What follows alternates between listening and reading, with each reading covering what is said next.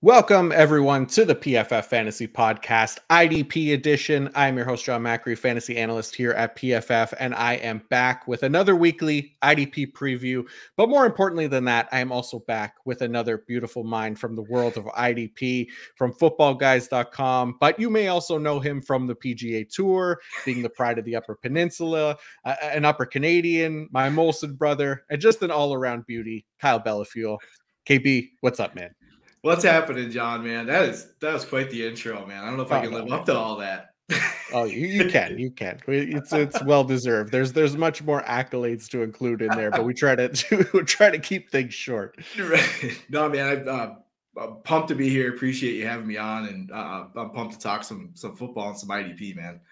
Awesome. Yeah, me too, man. This is fun. I mean, we've done 4 of these IDP preview episodes so far, and people seem to enjoy them going game by game. We're going to do the same thing again, and it helps to have a couple bye weeks this week as well. So we don't have 16 games to go through. We got 14, I think, but it's still a decent slate, but cuts down the time a little bit. But yeah, man, I'm looking forward to it. I appreciate you coming on. It's always a blast getting to talk to you. So.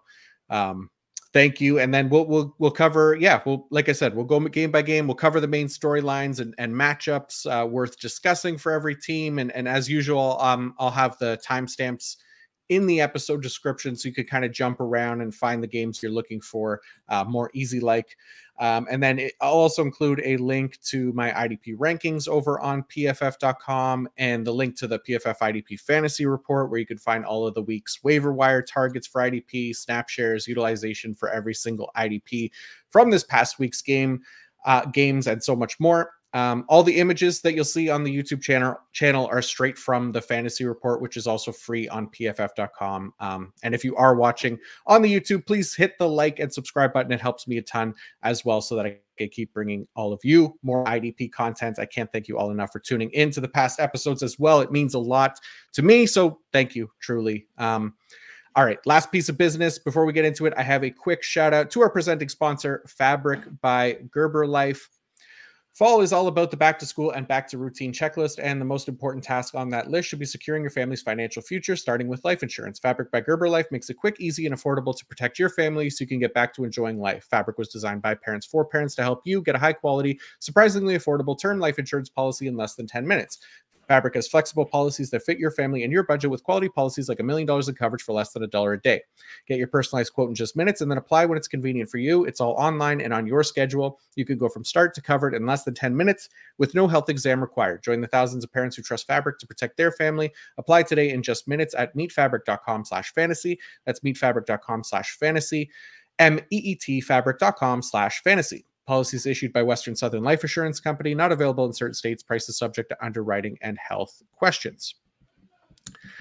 All right, here we go. Thursday night football. They've booked another instant classic for us between the Chicago Bears and the Washington Commanders. KB, I'll let you start us off here. What is the first thing that you want to talk about with either of these two teams? Yeah, they're just setting us up for some dandies here, right? Yeah. Prime time. Love it. Big time. So Washington against Chicago, the first thing, just kind of looking into the game, is Sam Howell's been sacked 24 times, the most in the league. But it's kind of tough to get excited about the Chicago pass rush in general. And on the other side, Justin Fields has been sacked 17 times this season, which is third in the league.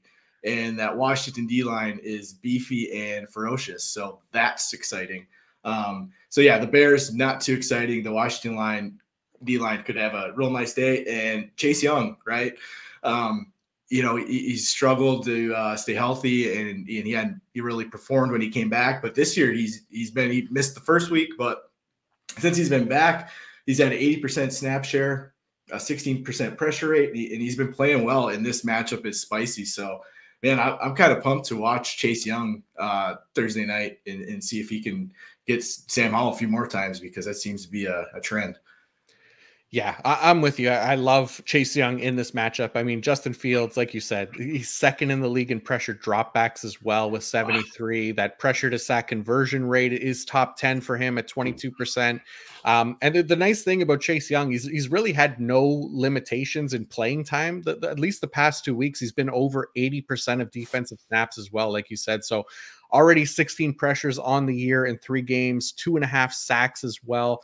70.2 pass rush grade. So I'm high on Chase Young this week. I have him as edge 10, potentially a big game, I would think, against Chicago if they continue to play the way they have, which, I mean, they really haven't shown like a ton of reason for optimism. Although last game was like, it was fine. It was good. I mean, they still Yeah. way to lose the game, but we'll see an aberration in as far as their positive play goes. But yeah, that offensive line, the Justin Fields taking sacks has not changed since he's entered the NFL, basically. Yeah, it's been tough, and it's a pretty brutal matchup this week. When you're talking Chase Young, Montez Sweat, and then on the inside, Deron Payne and Jonathan Allen are a freaking handful as well. So yeah, it'll be fun for us IDP gamers to watch the carnage potentially. That's the nice thing, right? Like whenever we get these like downer matchups, like in prime time, there's at least always some IDP stuff to kind of pay attention to, even if the offensive side of the ball isn't that exciting. So yeah, I'm looking forward to it. That Washington defensive line is nasty. The other player that I like in this game, Cameron Curl, who has just been a great start to the year. He's played nearly half of his snaps in the box this year, 48%. They're giving him a little bit blitzing opportunities each week as well, which could also pay off against the Bears if he continues to do that. It's not a lot. It's like 2 to 3 a game, but that's already led to more blitz attempts than he's had all of last season. So it gives him a chance to kind of get those big plays up potentially. I know the NFL credited him with a sack last week. Hopefully that doesn't change. Because even though I think it was like a Jalen Hurts slide just before in front of Cameron Curl, and it was short of the line of scrimmage. So we call that a sack, I guess. But man, Cameron Curl, very exciting player. I think, he's in legitimate contention for like safety 1 rest of season. I have him as safety 2 this week, I believe. Derwin James is on a bye week, so that does matter. But yeah, he's safety 7 on the year so far with PFF scoring. And he's doing it on like much more sustainable usage and production rate right now, which I trust a lot more on than banking on interceptions and things like that. So very excited about Cameron Curl. Yeah, me too. I mean, like you said, the ideal usage. I mean, he plays up tight. He gets some blitz opportunities, and he's just all around productive. And I mean, his usage just creates such a nice floor each week. You feel great playing him. And when Derwin James is on a bye, Cam Curl's safety 1. I agree with you. Let's go. Yeah, he's been so good, dude. He's been awesome. I love Cameron Curl getting that usage. What about the Chicago side? I know you mentioned not loving the defensive line, and yeah, I definitely don't blame you. It's a tough one to love. They basically have a face that only a mother could love over there at that defensive line. Is there anybody else on Chicago that you're interested in for this game? If we're deep league pass rusher, just because Sam Howell gets sacked so much. I mean, maybe Yannick Ngakoue gets home for 1. If you got to give him a shot, why not? I mean, the opportunity's there, right? I mean, if you got to throw in Yannick Ngakoue or DeMarcus Walker or whoever, if you got to take a shot, why not? Sure. in your deep leagues, the linebackers, we know who's going to be out there. Tremaine Edmonds, TJ Edwards. I think Eddie Jackson's been ruled out. Yes. I believe so. It'll be Elijah Hicks, and Brisker. Obviously, Brisker's the more exciting option there. But we know what the linebackers look like. If you want to take a shot on one of them edge rushers because you need to, it's bye weeks, injuries. You need a warm body that's going to get some snaps. So a nice opportunity to get home for 1 against Sam Howell and that Washington line. What the hell, You're right. Yeah, it's worth a dart throw if you're desperate, just because of the history of Sam Howell taking sacks, right? Like you said. Yeah. So, but TJ Edwards, Tremaine Edmonds, Jaquan Brisker, those are the guys, right? Kyler Gordon's still on IR, I believe. So it'll be like a mini bye week for them. At least maybe he gets back. I think he should be eligible after this week to come back if he's healthy. So that's somebody to kind of keep an eye out for as well, for CB required leagues. But yeah, there's not a lot left in Chicago. So Yeah. let's just move on to let's go on to the London game, another London game, and it's Jacksonville once again playing the Buffalo Bills over there.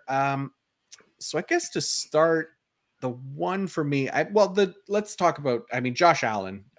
He's the hat trick king here early in the year. That's Josh Allen of the Jacksonville Jaguars, coming off his second game with 3 sacks already this year.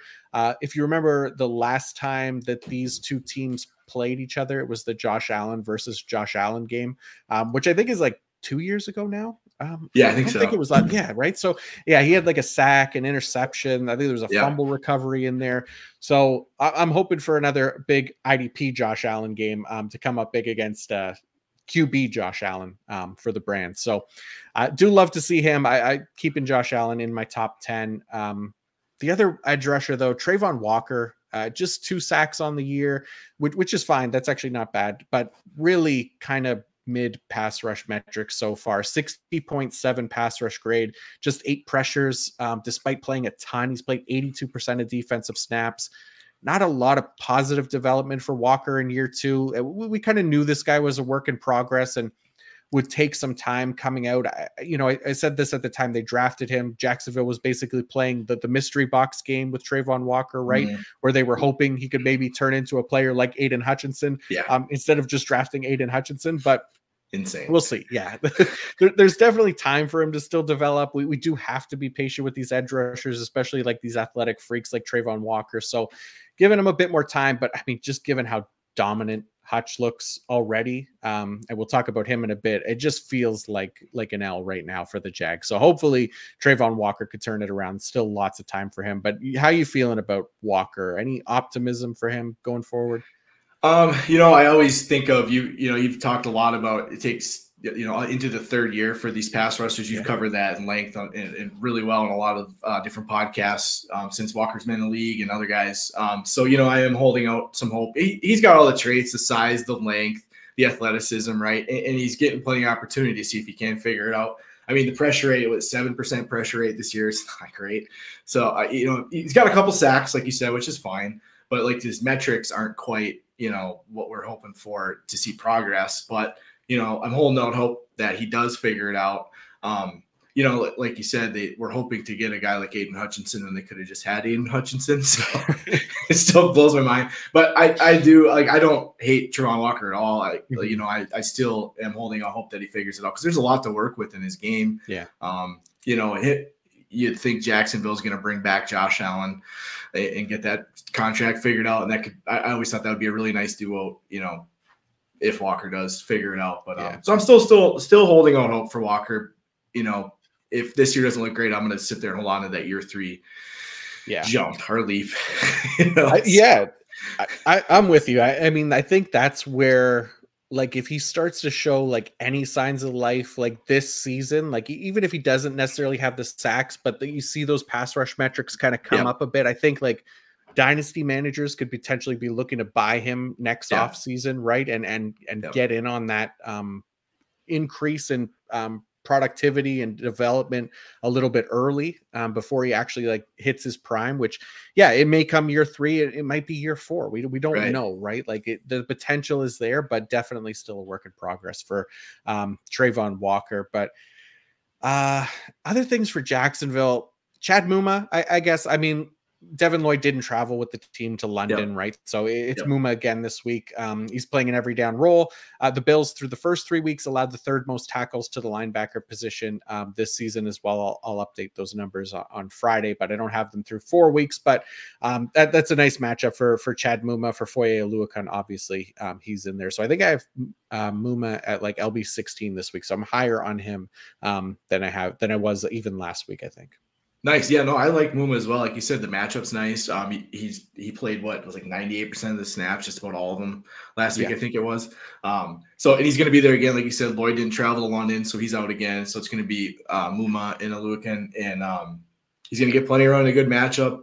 And then after this week, we hope, it was a decent week for him last week. Hopefully he has a good week this week. And then we got to see what it looks like if Lloyd does come back week 6 and assess that second spot in Jacksonville. But yeah, definitely fire up Muma this week. because it's a nice matchup, and he's going to be out there a bunch, barring injury, of course. But Right. yeah, no, I'm down with you there, Muma, for sure. I like Muma. I think you were a Muma fan too, coming out of Wyoming, and I like to see him get some run to see if he can, progress and see if he can hang on that role. When you never know, right? Yeah, I mean, we saw it last year, right? Where Yeah. Muma started to kind of mix in there, even with Devin Lloyd, a first round pick. I think Lloyd, it's just like a thumb injury or something like that, right? Like it's nothing major. So it's like a minor surgery or something. So yeah, so I don't know. I don't know how long that would keep him out. I obviously didn't travel with the team, so that adds some additional time for Muma. But I'd imagine he's back then for the next game. But I think the thing to kind of keep an eye on is, like you said, is if Muma can still work his way in there, if he impresses in these 2 games as kind of like a showcase, basically, as what they have as an every down linebacker. Because obviously they've felt a little bit, I guess, uncomfortable with Devin Lloyd so far, just based on what they did last year and their willingness to kind of take him out already this year. Ideally, we'd love to see one of them just take that role so we know who the hell to put in the lineup each week and feel good about it. That would be nice. Yeah, that would be nice. It's always pain in the ass. Like, we don't want a Browns or Steelers situation here where these guys are all over the map. But hopefully. Right. How about on the Buffalo side, or is there anything else on Jacksonville that you think is worth talking about? No, man, I think that pretty much covers it. Sweet. Yeah. So for the Buffalo side, basically the only thing that I wrote down, Jordan Poyer didn't play last week. I don't know. I think he's still questionable this week. Taylor Rapp filled in. He had 6 tackles last week, which was second on the team, but that's just basically a waiver wire option here for us. And then, I mean, anything else for Buffalo? It's a defense we kind of know what they are, right? Yeah, exactly. I did see earlier Poyer practice today, so just something to watch to see if he's gonna be able to go this week. If not, like you said, Taylor Rapp filled in. He's probably sitting on waiver wires all over because he hasn't had much of a role leading up to week 4. So, but yeah, like you said, we know the defense. Terrell Bernard, Matt Milano, they're out there nonstop, right? It's Micah Hyde, Poyer when Poyer's right, if not Rapp, and the edge rushers play. All over. They rotate and bring them in. Yeah. Even Gregory Rousseau, right? Like I think I have him as edge 15 this week because it's not a terrible matchup, but it's just, I think he's played below 60% of snaps last week, right? So it's not like ideal for edge rushers, but he's just a really solid player. So there's potential there. Yeah, now for sure. I think he's a talented guy for sure. Yeah. He can get work done with a 60% snap share. You just would love to see him in that 70, mid 70 range. It's just not what Buffalo does though. Yeah, unfortunately. And then Von Miller, I think they've activated him too, right? So he could potentially be coming back. Leonard Floyd is there. So we'll see what that kind of looks like going forward. But let's move on to the Baltimore Ravens and the Pittsburgh Steelers here. Okay, where do you want to start with this game? Yeah, this Ravens defensive line, that is our edge rush group, whatever you want to call it. They are banged up, man. David Ajabo's on IR with a knee injury. He had that previous Achilles injury, going his rookie year, just brutal. There's some questions if he'll even return this year. I had been reading, so that's a bummer. Odafe Owe has missed the past couple of games with an ankle injury. Tyus Bowser is eligible to return soon. This unit's completely banged up. It's been Jadeveon Clowney, Tavius Robinson, who was their 4th-round pick in 2022. They just signed Kyle Van Noy. Shout out to a fellow Kyle. That's about all I got there. And Jeremiah Moo, another sweet name. So that's your edge rush group, pass rush group, and it's something because they're just banged right up, man. Yeah, it's too bad too because this is like a really good matchup for pass rushers. I mean, the Steelers, I believe they ranked dead last in pass blocking grade for us this season. So Kenny Pickett's also dealing with a knee injury. So there's like potential there for sacks. I mean, I hope Odafe Owe comes back this week. He actually showed some signs of life this year already, like in the limited snaps that he's played. So I think he could potentially be somebody that we're rostering going forward if he's healthy. But Jadeveon Clowney is just, I mean, they've had to play him a ton, right? I think he's got 19 pressures already, which are basically all volume based from just being on the field so much. So he could potentially be in play this week as well if Owe's not there. But if Owe's there, I would pick him up and try to stream him against the Steelers team if you need to. I like that call. Yeah, for sure. Nice. And then the other player on Baltimore we're talking about. I mean, we know Roquan Smith, we know Patrick Queen, but Yep. Kyle Hamilton. The usage did shift a little bit this past week, right? So last week he played almost exclusively in the slot. This week we saw it shift again where he played a little bit more deep. And so I was looking, and Daryl Worley was manning the deep safety role, but then he got hurt early. So Hamilton had to shift from the slot to that safety role again, which kind of messed up like his usage, which we thought was going to stick last week. But I think Marcus Williams should be back this week. I believe he practiced at least today. So we've been saying that every week, but I think he actually is back this week. And hopefully he stays healthy so that we can kind of put an end to this mixing and matching in the Ravens secondary, right? It's really the only thing that's going to keep Hamilton's deployment ideal for IDP is having like consistency there among the personnel, because man, the amount of injuries in Baltimore every single year, and again this year, who knows how long it'll last, but we still love Kyle Hamilton. Yeah, for sure. I mean, I shouted out Kyle Van Noy, so we got to shout out Cahan because that's the real Kyle. Yeah, absolutely, man. Yeah, it was nice he got the interception last week. That helped salvage his day too, because it was a quieter day because of the shift in role again. Right, but, especially after that monster week 3, right? I mean, just blew up. Like you said, that playing that slot role and that usage was just awesome. We were hoping for it to continue, and then like you said, salvage his day. I think he had like 5 tackles, and a pick was huge, obviously. But yeah, let's get healthy and get him up there so he can just tear it up and give us a ton of points. Yeah, that's the hope, man. That's what we want. So, I'm just gonna leave him ranked in the top 10 again this week. Absolutely. Anything else for Baltimore, or you want to move to the Steelers? No, yeah, let's roll to Pittsburgh. All right. Anything on the Steelers? Where do you want to start with Pittsburgh? Yeah, let's the Pittsburgh, the linebackers. It's been a pretty frustrating rotation. It's what we had seen in the past with them. I, for one, was really hoping Cole Holcomb would break that mold. He got paid well, and I thought he had the game to do that. He does lead the unit with an 83% snap share right now, but I was really hoping that would be in that 90 mid 90%, because I thought that's why they brought him in. But they've been doing more of the same. So Elandon Roberts, he's only cracked the 50% snap share once, and that was in week 4. And Quan Alexander saw his lowest snap share of the year at 38% this week. So, Holcomb, sees the majority of the work, obviously, and the other two, man, it's tough to figure out. It's a crap show. That you gotta think Holcomb, you can play. Obviously, he's going to be out there enough, but the other two are tough to trust unless you have to in like deep roster leagues, right? I think so. Yeah, this rotation sucks. It does.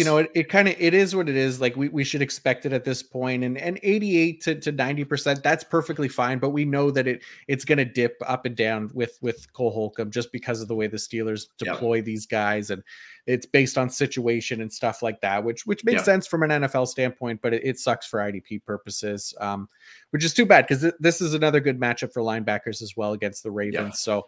I'm with you. I'm not overly interested in any of them outside of Holcomb, who I have as LB 37 this week. So like high end LB4 basically. So that's really where I pretty much stop with this Steelers linebacker rotation. Deeper leagues, sure, but yeah, it's Holcomb or bust here. Yeah, I'm with you, man. Like you said, the matchup's nice, so Holcomb should be fine as, like you said, LB4, LB3, whatever, if you gotta. Mm-hmm. But yeah, the other two, it's tough to trust. If you have to, you have to. But like you said, they deploy them a certain way, and it is what it is. Yeah, big time. And then anything else on the Steelers for you? Like, not so much. I mean, we know Minka, what Minka is, and TJ Watt and Alex Highsmith. They get after it, and they're the ballers on the edge. So they are, yeah, and. It should be, again, decent matchup. I think Lamar has the 7th highest pressure to sack conversion rate in the league at near 24%. So TJ Watt, Alex Highsmith, they were quiet last week. Potential here for them to kind of get back on the board. All right, let's go to the Carolina Panthers at the Detroit Lions. Let's start with let's go with Yetur Gross Matos, because He's got a 3-game sack streak going. He's playing, an okay amount of snaps. Week 3, I think, was his season high in snap share at 69%. But he was in the 50s in snap share previously. I don't know. This is not a player I'm trusting. I just can't do it. I know the 3-game sack streak is nice. 72.6 pass rush grade looks nice and all, but draws the Lions this week as well, who ranked top 5 in pass block grade this year. This was a guy that last year ranked 125th out of 125 or 129 edge defenders in pass rush grade with a 49.5, and he played almost 850 defensive snaps on the year. So I got to say no thank you. I'm not buying it. I think he'll turn back into a gross pumpkin here very soon. Yeah, I'm with you, man. It hasn't been great, leading up to the year for Gross Bateau. So we, had some, hope for early on in his career. He was a 2nd-round pick, I believe, when they took him. And he stole the sack streak looks great and all, but it's like window dressing or whatever. I just don't. I'm not into it, man. Gross pumpkin for sure. Again, especially against Detroit, it's not a great matchup, and I'm not a huge fan of Gross Bateau. So I don't think he goes for another one here. Yeah, I'd be shocked if he kept the streak going. Basically, if he does, that's great. Good for him and good for anybody that has to start him. But yeah, for sure, we're just keeping our head on a swivel here with Gross Bateaux and trying to find better options off the waiver wire if we can. How about the Panthers linebackers? Because this was kind of weird last week, right? Frankie Louvu was the only every down linebacker. That's great. We love Frankie Louvu, but Shaq Thompson on IR. So we thought KGH, Kamagruger Hill, would play a bigger role this week. But it was, KGH and Chandler Wooten, who everyone knows him, right? They both played fewer than 30% of snaps. Deion Jones gets health bombed by the Panthers last week, which what a fall for Jones, getting healthy scratched for Chandler Wooten. I mean, geez. And it gave the Vikings their first W last week as well. So I don't know that. I mean, I'm keeping an eye on it to see if there was maybe some injury stuff there or why KGH only played less than 30% of snaps. But I know they utilized Jeremy Chin a little bit in the box a little bit more this past week, even though he wasn't a full-time player. So it's really weird. I'm staying away from this group other than Frankie Louvu. How do you feel about it? Do you have a better read on this? No, I'm with you, man. This is insane to try to figure out because we thought it would be Grugier Hill, right? When Shaq Thompson got hurt, he filled in, and then it was Deion Jones, and then he was a healthy scratch or lost a thumb wrestle war to Chandler Wooten or whatever the hell happened before the game. I mean, what is that? What's going on here? It's so weird. Yeah, so then Grugier Hill plays 14 snaps this week, and I'm definitely not touching any. Frankie Louvu's awesome. I'm all for Frankie Louvu, and after that, like just leaving it alone and just seeing what random name pops up this week and gets like 7 snaps or 14 snaps or whatever. Just wild. It's so weird, man. Look, Deion Jones was for like a short period was like one of the league's best linebackers, like overall, and now getting healthy scratch for Chandler Wooten. I mean, that is a fall from grace if I've ever seen one. But it's we love Frankie Louvu, though. I think I have him as LB5 this week. A really nice matchup against a run-heavy Detroit Lions as well. So fire Frankie Louvu up, but be wary of any of the other Panthers linebackers if you're thinking about it. Yep. How about Jeremy Chin? We've been talking about him every single week, but another guy that's kind of fallen on bad times here, relegated into like a nickel corner role for the most part. He did, like I said, fill in a little bit in the box last week, which helped him. That which helped maybe the team not utilize as many of the linebackers, but still just 65% of snaps.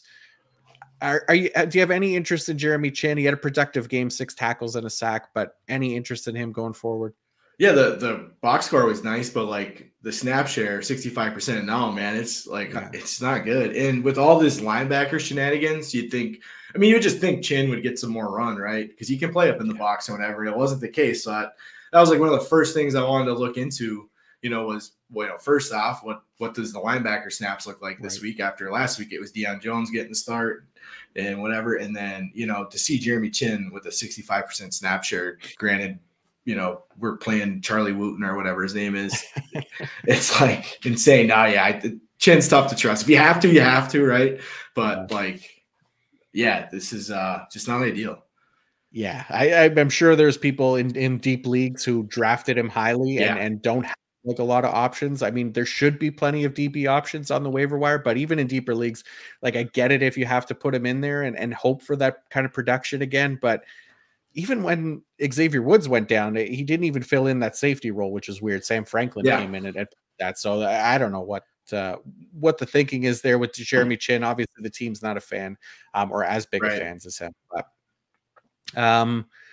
let's go to the Lions because we touched on it here a little bit. We talked about the great Aiden Hutchinson, just been dominant to start the year, right? 89.8 pass rush grade. It ranks 7th among edge defenders. Total 27 pressures so far, which is tied for first. 3.5 sacks on the year. He's averaged over 90% of the team's defensive snaps played. I think he's a locked-in top 12, potentially top 10 edge candidate on a weekly basis. This week, he's going up against the Panthers, who rank 29th in pass blocking grade with a 43.5, and Bryce Young, who has a top 10 highest pressure to sack conversion rate as well. I have Aiden Hutchinson as edge 5 this week, so very excited about what he can do. How do you feel about Hutch here in year 2? Yeah, he's a beast, man. He didn't, he didn't have any sacks early, right? But the first week or two or whatever, but we knew if you watched the game, you knew he was getting there. Like that Chiefs game the first week, he was just creating all sorts of havoc off the edge. They kicked him in. He was just destroying stuff everywhere. He was just a problem. Like you said, the 91% snap share, the volume's awesome. Just under a 16% pressure rate. The dude's just a beast. The matchup's nice. Against Carolina, like you said, I love Aiden Hutchinson this week and going forward, man. He's just awesome. He gets it done, and he's got a motor that doesn't quit. He's a dude off the edge. Yeah, he's an absolute animal, and like I said, like over 90% snap share. That's just amazing. Like that's Max Crosby levels of volume, right? So you got to fire him up, especially when the pass rush metrics are as good as they are, and he looks as good as he is. So. The other storyline here in Detroit is Jack Campbell, forgotten son of Dan Campbell. Obviously, Dan Campbell, obviously not a believer in nepotism and giving his son the full-time linebacker role that we had hoped for this offseason. What is your confidence level, I guess, on Jack Campbell that he'll be, I guess, a consistent IDP starter by the end of the year? So doesn't even have to be like LB1 in Detroit, but maybe he's consistently seeing like 75% plus of snaps. So medium to deeper leagues can kind of plug him in. Do you feel like that is at least possible for him this year? Do you feel optimistic that we could see that? I mean, I do think there's a chance. If we're looking at the screen here, Derek Barnes had a 73.7% snap share. That's 2 weeks in a row he's had 70% snap shares. Now, why the hell is he playing this much? Why isn't Jack play your son, Dan Campbell? Why aren't you playing your own son here? Let's go. Yeah, so I mean, it's tough. Like we're tired of Alex Anzalone. I don't know why Derek Barnes is out there a bunch, but I mean, I think at some point Jack Campbell is going to take Derek Barnes' snaps. I will will it to happen if I have to, but it's tough in redraft to watch this if you drafted him. Dynasty, he's fine, right? It's the long game, the investment. He's a top 20 pick. He's a good player. His game fits IDP production. Dynasty, I'm fine. I'm not even worried. But redraft's not ideal right now. But I do think if Derek Barnes is playing 70+% of snaps for a couple weeks here, I think Jack Campbell can get there at some point. I just don't know what he did to his dad to piss him off to not get that snap share. I don't know what he did to Dan, but Dan's disowned him. I don't know what the hell is going on. I don't know. He's got to clean his room or something. I don't know. Yeah, it's bizarre, man. I don't know. I'm with you though. You got to figure that he climbs that depth chart at least to the LB2 spot by the end of the year, maybe post bye week or something like that is when it happens. But God, it is an absolute mess in Detroit among their linebackers right now. So it's working for them. They've had success this year, but maybe if they start to lose a couple games, that they'll give their heads a shake and shake things up there in the linebacker core. I don't know. I'm just being throwing ideas out there, but we'll see. Oh yeah, we gotta will it, man. Will it happen? Yeah. All right, let's go to the Houston Texans and the Atlanta Falcons. Where do you want to start with Houston or Atlanta? Now let's talk about the Houston pass rushers. Will Anderson, the highly talented rookie, he's playing well. He's grading well. He's got a 76.7 defensive grade and a 70.7 pass rush grade. So you'll love to see that. Right away as a rookie, he's getting it done, playing well. He hasn't had a sack since week 1, but they'll come.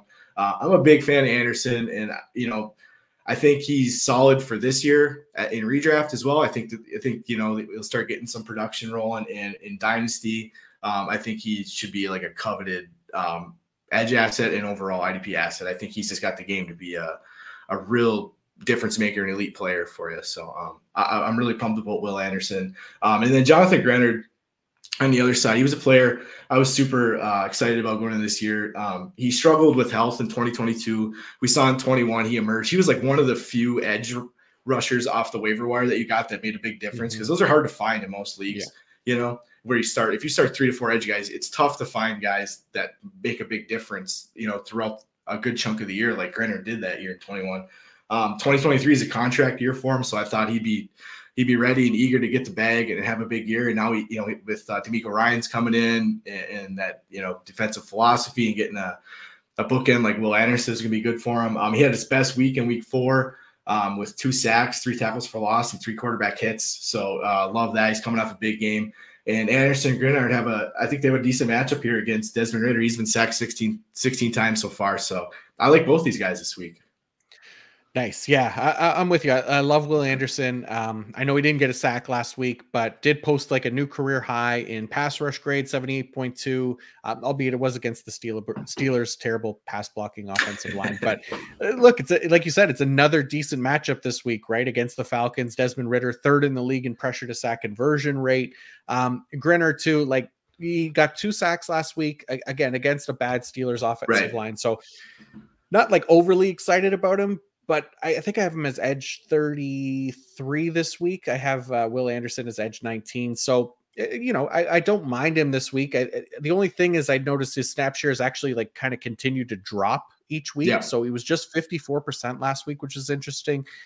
Meanwhile, Jerry Hughes, who's in like year 36 of his NFL career, has seen his snap share increase every week. So that's been interesting. But like I said, it's a fine matchup for Grenard. Yeah. If anyone picked him up off the waiver wire this past week, it's just to be kind of wary of the overall opportunity, both in his total snaps decreasing and the opportunities to rush the passer, with Atlanta being like a more run heavy team as well. So just some things to kind of keep in mind there. Absolutely. Yeah. I like Grenard, but you're absolutely right. Like the volume isn't super ideal. It's okay. But like you said, you got him at edge 33. That's where I like him, right? If he's your 3rd or 4th defensive lineman, I'm happy about that. I don't think he's at edge 1 or 2 by any means, right. But I liked him as like one of your last edge guys you're getting in drafts and stuff. Yeah. But, it's a cool little duo with those two. A couple of young guys, making stuff happen in a Houston defense that's getting better. Yeah, it's a fun team, right? It's a offense, defense. They're on the come up there in Houston, which I like to see. And another one of the fun players on this defense, we got Hanky Two Toes.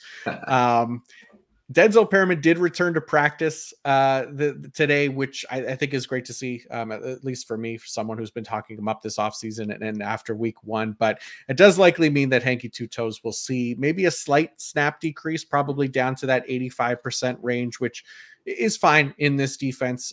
But nice to see for old Henry here, who we talked about this offseason, you and I, having to beat out a bunch of the duck-sized horses, right? Versus versus the one horse-sized duck in Houston, given the amount of like mid linebackers they have. And he made quick work of those duck-sized horses. So kudos to him getting up to that starting role. And yeah, I think if Perriman is back, then it's RIP to Christian Harris. So we could see To'o and Perriman as the top 2 guys there.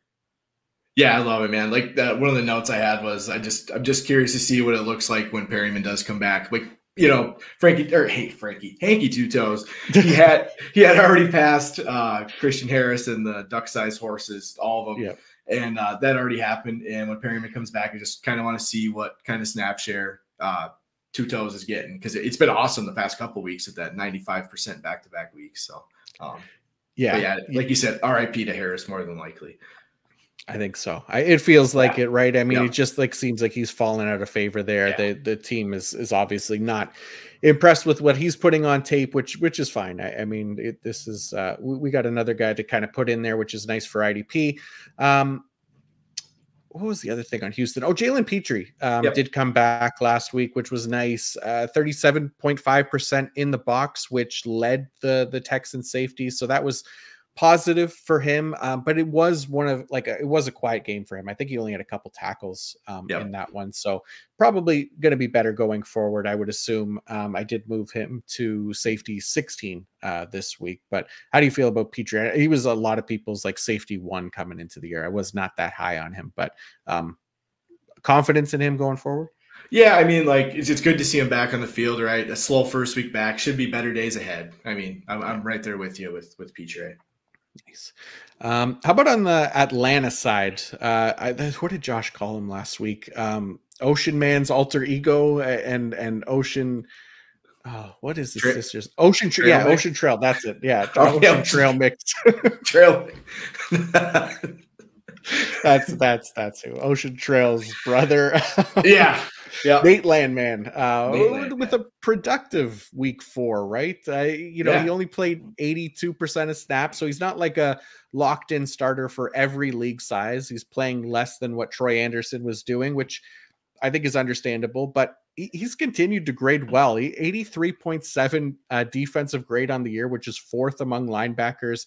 I think I have him as LB 34 this week. So LB 3 range for me. Caden Ellis is still the guy. I know he had the lower production last week, but I have Caden Ellis as LB 14. I suspect that production kind of shifts back in his favor here if the usage remains the same. But yeah, Nate Landman, perfectly fine waiver wire ad that could be productive when we need him to.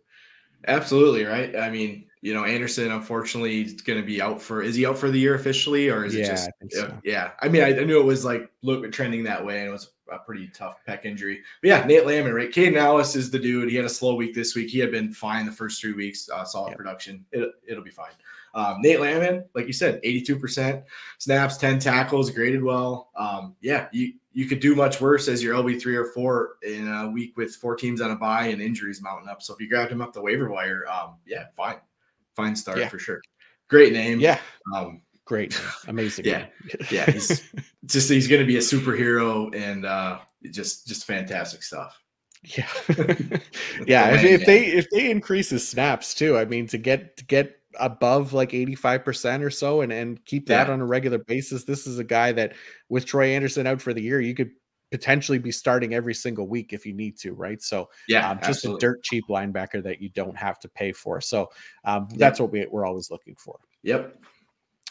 All right, let's go to the New York Giants at the Miami Dolphins. Man, the Giants last week were a complete disaster. But that was on offense. Their defense, they did what they could. At least Kayvon Thibodeau did. He got 2 sacks last week, which was nice to see. This week, tougher matchup against Miami. Tua has only been sacked 5 times this year. Miami's 7th in pass blocking grade. That Giants D-line is still good, though. That is kind of their strength on this defense, I think, with Thibodeau and Dexter Lawrence and Leonard Williams. And Azeez Ojulari is back healthy. He came back last week as well, which was nice to see. We'll hope that he can be productive too, because these guys are good. They're good players. I don't know how I feel about them this week. I think I have Thibodeau somewhere. I can't remember where I ranked him. Edge 25. That's where I have him this week. Yeah, that's solid.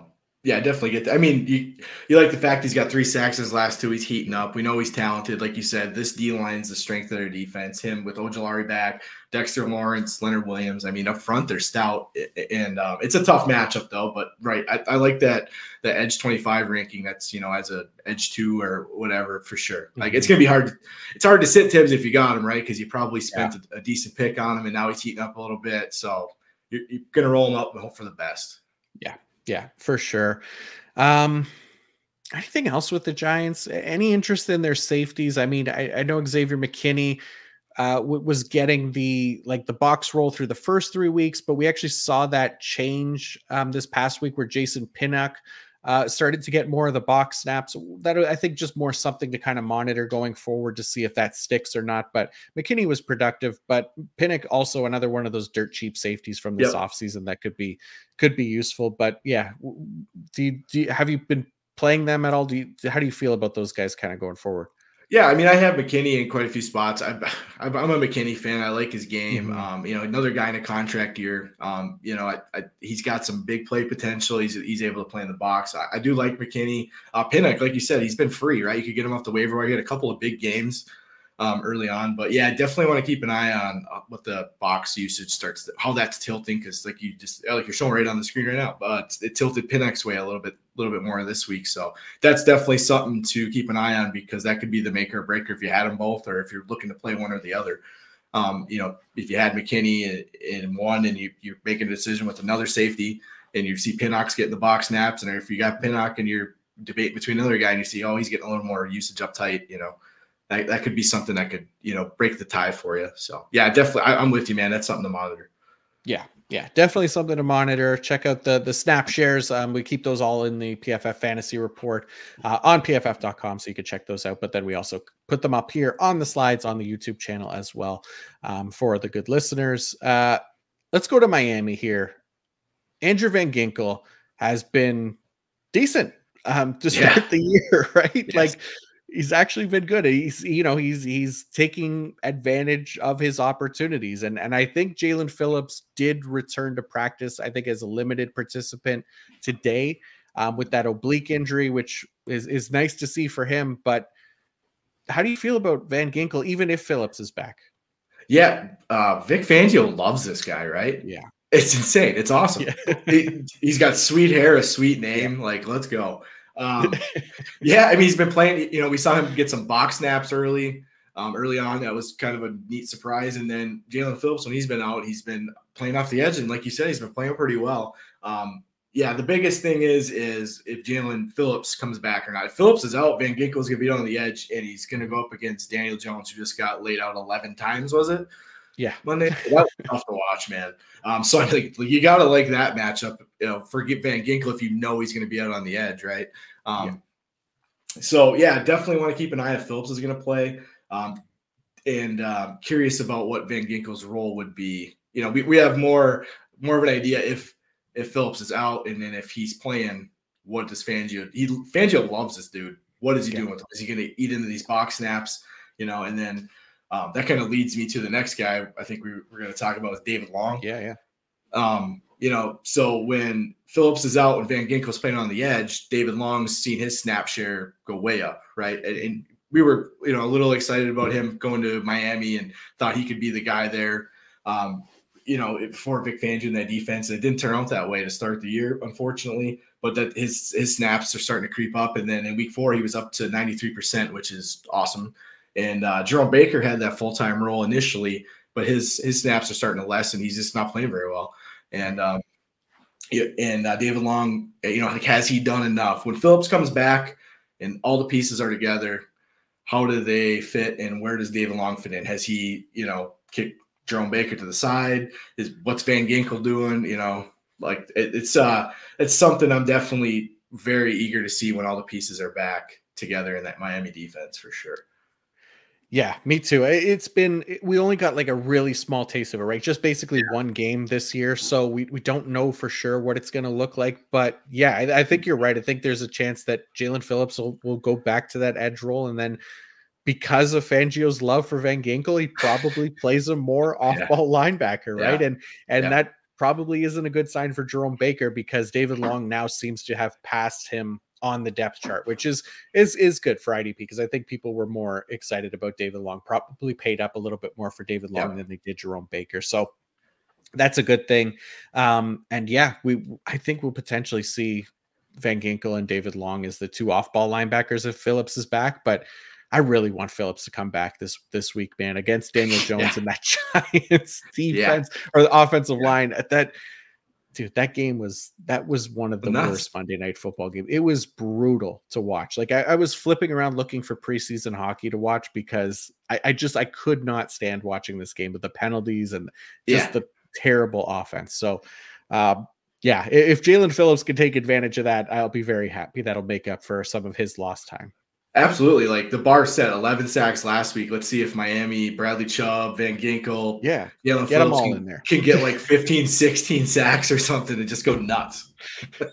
Blitz Javon Holland a bunch too. Why not? Just exactly. Get everybody in there. Just play everybody up on the line, right? Just do it. Jones. Just send the house. We'll see that Daniel Jones temperament put to test here against Fangio's defense. They'll break them.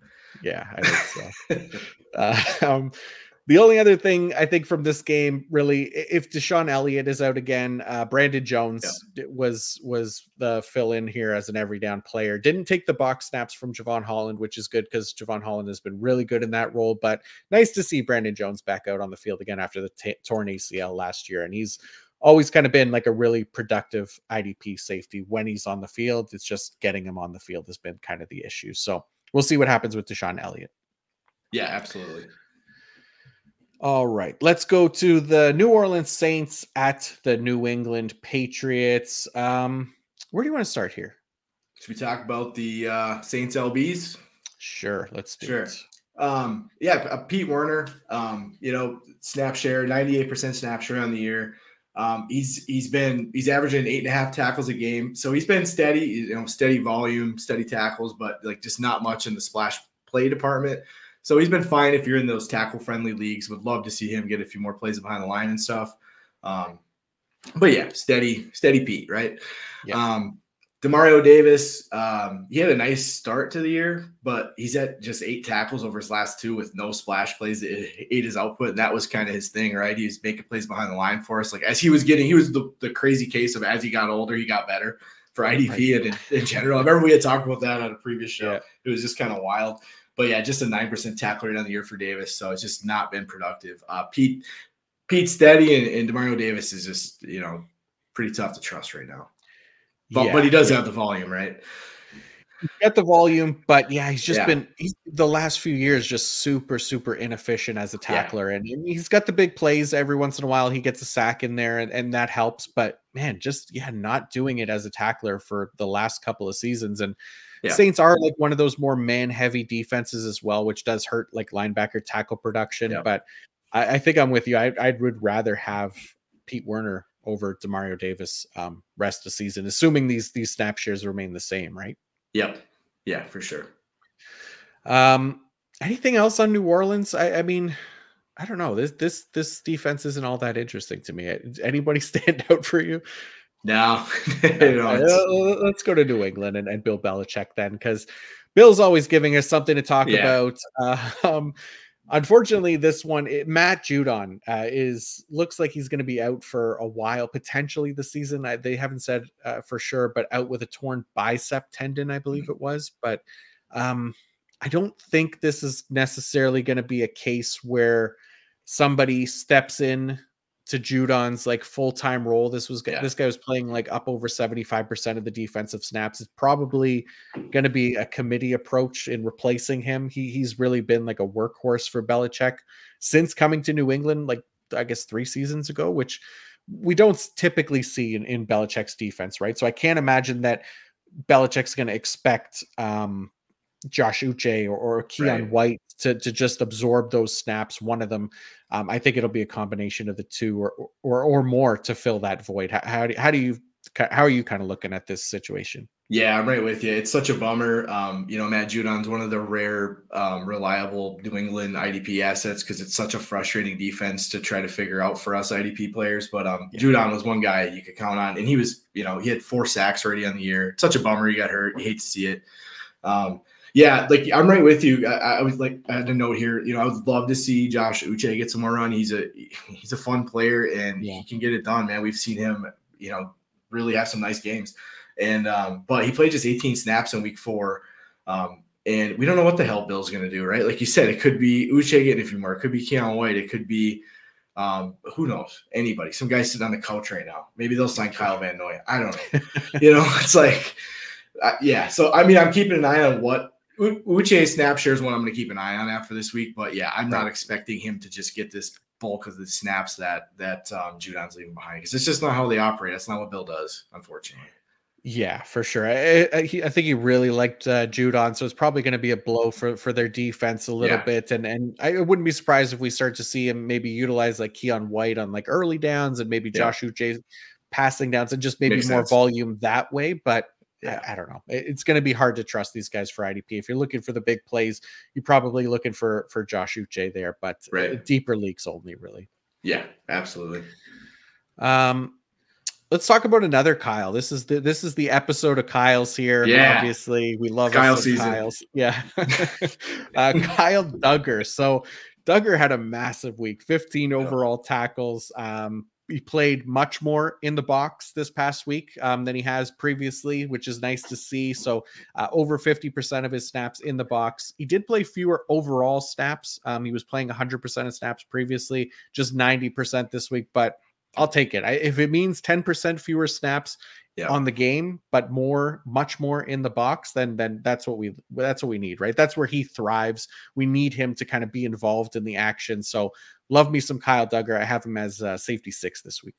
Yeah, I'm with you, man. If Bill's going to put the deal on the table where Duggar's going to play 90% of the snaps, but all of them are going to be in the box, I would shake his hand. I'd drive to Boston or New England or whatever and shake his hand and be like, let's go. It was awesome, man. Yeah, we finally got this box heavy role, and the production was fantastic. He carried me in a couple leagues. I have him in quite a few. So just don't take this away from us, Bill, because we need it. Yeah, we need it, Bill. We know you hate fantasy, but please, just give us one. Give us Kyle Duggar, and we'll be happy. I mean, he hates fantasy. I think he hates himself, but don't take this away from us, Bill. Oh man. All right, let's go to the Tennessee Titans and the Indianapolis Colts, a little AFC South battle here. I guess let's start with the Titans. Again, another one of these defenses, not like super interesting. Their linebackers, they're another kind of one linebacker dime heavy team, but we did see Jack Gibbons play 77% of snaps this past week, which was nice. He was at 80% the week prior to that to last, so that was good to see. He was below 70% in each of the first 2 weeks, so I think it'll be interesting to see if Jack Gibbons, if this kind of increased snaps continue, which would make him a bit more trustworthy in lineups, but I also wouldn't be surprised if that dips back down again in week 5 here. So what's your comfort level here on Jack Gibbons? If you picked him up off the waiver wire, you feel okay starting him if you're assuming 77% of snaps again? Yeah, right. I mean, if he's in that 70% range, he's okay. Then, like you said, in deeper leagues, I grabbed him in a few deeper leagues where I need a linebacker, and now we're hitting, bye weeks, and I'm sure everybody's been hit with injuries in a few spots. And if he's going to get around that 70% range, I mean, he's fine to throw out there. He's averaging 7.5 tackles a game. He gets you, something each week. And I'll be curious to see what his snapshot looks like. You said, because they're generally a dime heavy team. Yeah. We know Azeez Al-Shaair is the guy, and he's starting to pick up a little steam too. But Gibbons in deeper leagues, he's a fine option, right? As long as he's hovering in that 70% range for you. Yeah, that's where we want him to be. We don't want him to dip below 60%, which is definitely possible on this defense, right? Because I think they're still third in dime personnel rate this season. So there's that risk there with Gibbons. So it's just something to kind of keep an eye on if you did pick him up, and just to watch those snaps. But anything else on Tennessee that you'd want to talk about? I don't know. I mean, yeah. Again, another team, we kind of know what they are for the most part, right? Like, we know who Harold Landry is on the edge. We know Denico Autry's been killing it. Yes. Kevin Byard, Amani Hooker, those guys are solid safety options. The corners are what they are, but yeah, let's talk about Indianapolis. I like it.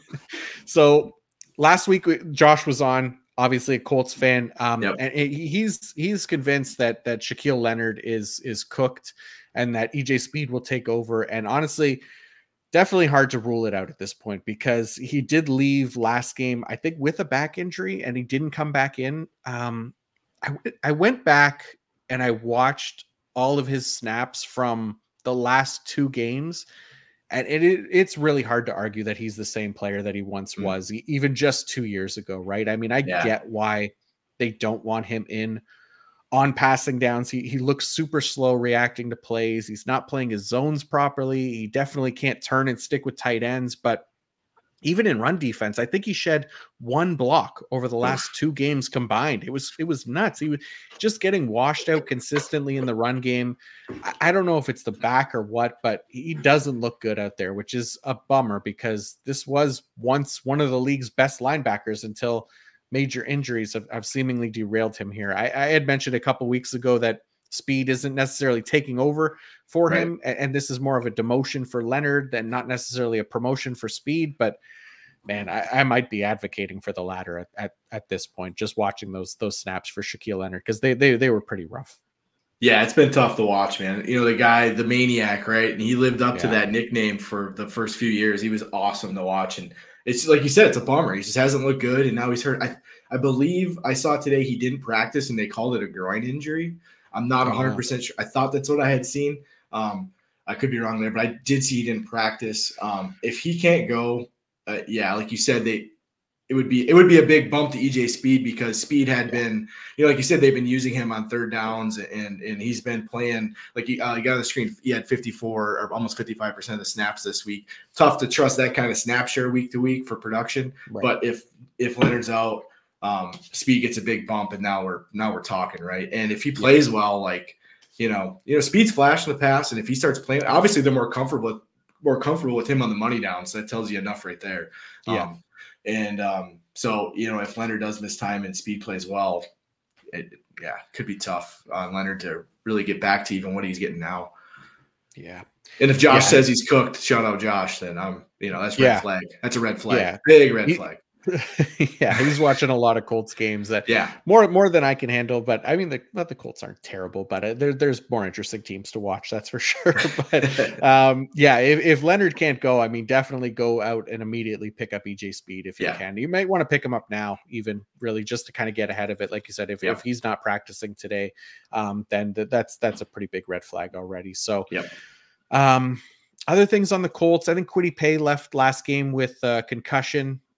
So we'll see. We'll have to kind of see if he practices at all this week. But otherwise, Deo Odeingbo and Samson Ebukam are the top 2 starters there. And it's a decent matchup against Tennessee as well. So whoever's going there, you want to probably try to add those guys or fire them up in deeper leagues as streaming options.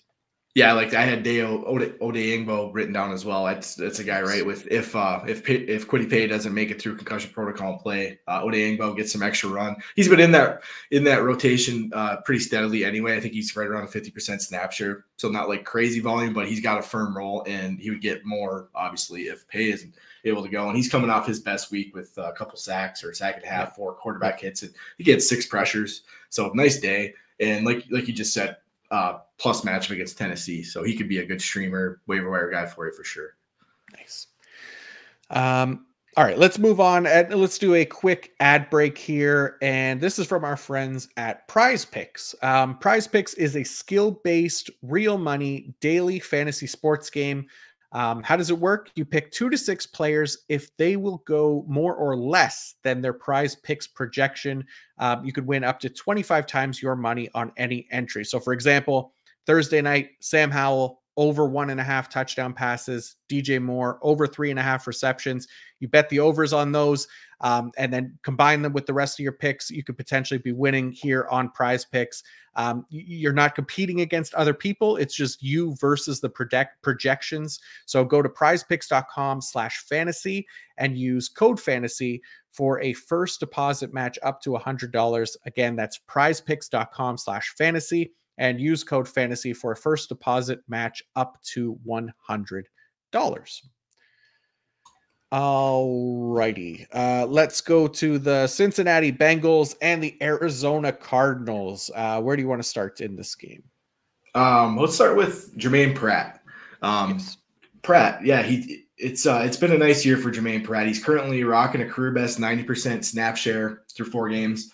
His previous best was 76%, which was last year. That was kind of like as the LB2 there, that's kind of where he hovered. So like this added volume is awesome. It's just great to see. It gives us another more confident option to roll it each week with Pratt. He started off hot the first 2 weeks. He cooled off in week 3. He recorded, a respectable 7 tackles in week 4. I just love the fact that he's seeing a heftier workload alongside Logan Wilson. Pratt's a guy you probably got at a really nice value in drafts later, and you were expecting for him to get that snap share he had generally got in Cincinnati, and to get this bump is just awesome.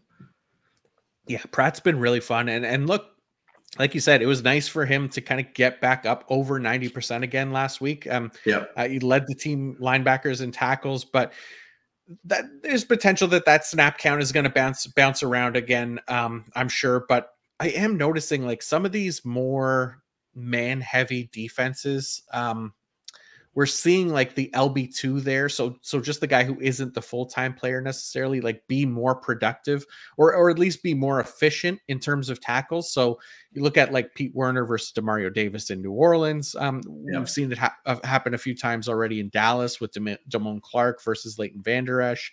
Micah McFadden has done it with Bobby Okereke as well. So I don't know. Maybe there's something there that I'll have to look into as I get more time, and I'll report back. But it was just a thought I was thinking of what we were talking about Jermaine Pratt, and I dig that. Just how productive he's been, and maybe Logan Wilson not being as productive, even though he's playing a bit more snaps, right? Yeah, for sure. All right, that's I think you might be on something there. Okay. All right, good. I'm going to look into it then, and I'll put a little research paper together or something. I love it. Yeah, I love it. Like you don't have enough to do already, right? Yeah. Just like I like to add little projects to my plate there's no free time allowed. Exactly. Anything else for Cincinnati? Trey Hendrickson has been solid. He's got like a 90+ pass rush grade on the year. Decent matchup for this offensive line, going against the Arizona Cardinals offensive line. Josh Dobbs has actually done a good job avoiding sacks, but I still like Hendrickson quite a bit. So I have him as edge 18 this week, but he's been solid. Yeah. I mean, it's him and Hubbard, right? They're the dudes, and Hendrickson played well. Dax Hill's been fun. Dax Hill's been sick. Yeah. And Nick Scott, it's a nice little duo there, and as far as the Bengal safeties for sure. Yeah. How about on the Arizona side? What do you want to go over on here? Yeah, how about this Arizona linebacking crew? Kaiser White, he's the full-time dude. He's the guy. He should be rock solid all season long, barring health, of course. Really like Kaiser White. Another guy that's probably a really nice value for you in drafts. I think he should have a really nice year. Then Chris Barnes popped up. Well, first off, it was Josh Woods. Right. Then he got dinged up. Chris Barnes popped up for a couple weeks. Then he got leapfrogged by Ezekiel Turner this week. I think Chris Barnes just logged a few special team snaps if I looked at the snaps right. That's just wild stuff. And then so when Josh Woods comes back, there's a chance he leapfrogs Ezekiel Turner. And it's just a bunch of randomness after Kaiser White that I don't really want any part of right now. Yeah. How about you? It is. It's hard to kind of get excited beyond Kaiser White, considering the guys that they bounced in and out of there. But yeah, if Josh Woods is back this week, he should play that LB2 role, which might be like 3/4 of the snaps, I think is probably his ceiling. So he's like LB like 49 or something like that for me. So not somebody that I'm overly interested in, like you said, but Kaiser White, definitely a guy that we gassed up last podcast. He let us down last week. It wasn't like the best game for him, but there always seems to be one that we talk highly about, and then they let us down that week. So who will it be this week is the question. But White, I think, should be perfectly productive going forward.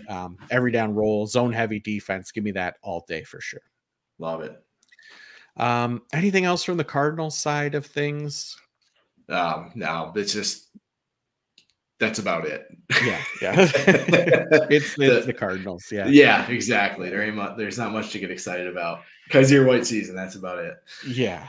We've talked down Zaven Collins quite enough on this podcast, but we can move on to the Philadelphia Eagles and the Los Angeles Rams. Hassan Reddick, he lives. He finally got a sack last week. It was a quiet start for him, but he was a guy that we talked about last week as well. Said he kind of had to do it against the Commanders, or else we're kicking him to the curb. So it's another good matchup here this week against the Rams offensive line. So we'll see if he can kind of keep that momentum going. That's kind of the guy that I'm watching the most this week. So I have him as edge 16. So I'm pretty hopeful. I know Stafford's slightly banged up, but that offensive line for the Rams has not been great pass blocking. And I think there's more potential there for Hassan Reddick to kind of get going and build on that momentum that we got from last week. Yeah, I'm with you, man. It was good to see him finally get home for a sack, get right maybe a little bit here, and then another nice matchup against the Rams. Hopefully he can transition that and get some more momentum and have a better week this week too, even because it hasn't been a good start for a guy that was awesome last year. I know I took him in quite a few of these best balls that the boys at the IDP show were running in. Yeah, my team's are hurting because of it. But yeah, hopefully the last week getting one under his belt gets him going, and like you said, another nice matchup. Like, let's go, keep him going, Reddick. Definitely. Yeah, I'm with you. I think I ended up grabbing him in a few best balls as well this offseason. How about Nicholas Morrow? Just a massive game last week with 3 sacks. Look, we're not expecting that again. He posted 4 pressures and 3 sacks on just 7 pass rush attempts. All of a sudden, Nick Morrow turned into freaking Bobby Boucher. After 2 of the most inefficient tackling games by a full-time linebacker to start the season too. So I would probably expect some regression to the mean here, but still, basically a 100% player until Nakobe Dean comes back. So you can plug him into lineups that I just don't expect. The 3 sacks, but also hopefully don't expect the 5% tackle efficiency either. We got to figure that it gets better than that. Yeah, I mean, insanely inefficient when he first jumped into that full-time role. Like, the volume, awesome, right? You love to see that full-time role, just about every snap. But he just wasn't doing much with it, and then just explodes and gets 3 sacks this week. It's like, come on, man. Yeah, like you said, don't expect that. Love the full-time role. Hopefully he gets a little more efficient with the tackles here going forward if he's going to continue to see that many snaps. But, yeah, just cool to see, but, not going to be the norm. Yeah, I wouldn't think so. What else for Philadelphia? There wasn't much else. I mean, Reed Blankenship's been great. Terrell Edmonds filled in last week because Justin Evans was out, but I think Justin Evans is back practicing this week, so he's most likely going to return to the starting lineup as well if you do have one of those 2 safeties in Philadelphia. And then for the Rams, let's go to the Rams here. Aaron Donald. I wanted to just kind of point out Aaron Donald again, because if there was any question that he was not going to come back to what he was after that injury, he is all the way back. 91.5 pass rush grade last week, 92.3 for the year, leads the position in pressures with 22. The man is still in his prime, still DT1 until he decides to hang them up. Just unreal, Aaron Donald. So just wanted to give him a shout out. Yeah, stud. Just he should never leave your lineup as long as he's putting the cleats on. So never. Yeah. And then the Rams edges too. These guys still never leave the field as well. This is crazy. Michael Hoyt and Byron Young, 95+% of snaps, lower production last week, but continuing to be very good, volume-based plays every single week. Yeah, those guys are out there a ton, right? So they're going to fall into production, trip over guys, get a tackle, whatever. Yeah.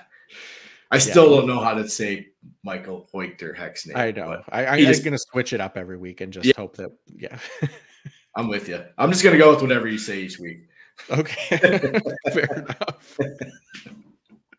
Oh, God. Anything else for this game?